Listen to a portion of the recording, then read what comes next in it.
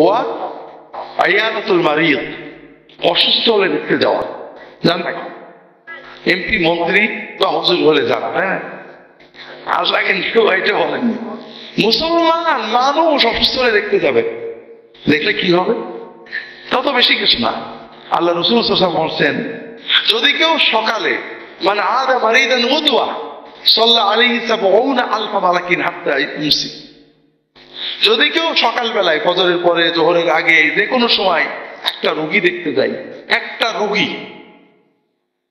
যে কোনো রোগী দেখতে যায়, দেখতে গেছে কেমন আছেন, আসসালামু আলাইকুম, আল্লাহ ভালো করুক, শুধু দেখতে গেছেন, ফল নেননি ফুল নেননি, শুধু দেখতে গেছেন, ৭০,০০০ ফেরেশতা সন্ধ্যা পর্যন্ত আপনার জন্য দোয়া করতে থাকে।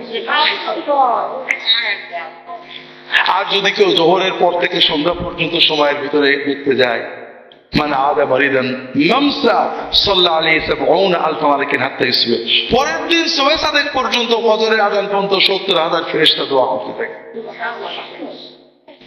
অনেক হাদিস আছে, মানে আদা মারিদান ফাকান্নামা ইয়াকুযু ফি রাহমাতিল্লাহ, যে রোগী দেখতে যাচ্ছে সেজন্য আল্লাহ রহমতের সাগরে সাঁতার কাটতে কাটতে যাচ্ছে। যখন রোগীর পাশে দিয়ে বসলো সেজন্য আল্লাহ রহমতের সাগরে ডুব মারল। রোগী দেখতে যে সুন্নত আছে দোয়া করা, কেমন আছেন, আল্লাহ ভালো করেন, তাহুরুন লা বাসা তাহুরুন ইনশাআল্লাহ, কোনো অসুবিধা নেই, ইনশাআল্লাহ হাত কেটে যাবে, আপনার অসুখের মাধ্যমে আল্লাহ আপনার গুনাহগাতা মাফ করবে। আসআলুল্লাহ আযীম রব্বুল আরশিল আযীম ইয়াশফিয়াকা, আল্লাহকে দোয়া করে আল্লাহ আপনার সুস্থ করে দেন। সূরা তাওবার সেখানে দোয়া আছে, কত বড় ইবাদত। আল্লাহ রাসূল সাল্লাল্লাহু আলাইহি ওয়াসাল্লাম বলছেন, একদিন মান আসবাহা মিনকুমুল ইয়াওমা সাইমান, আজকে রোজা আছো কে, রোজা ছিলে কে?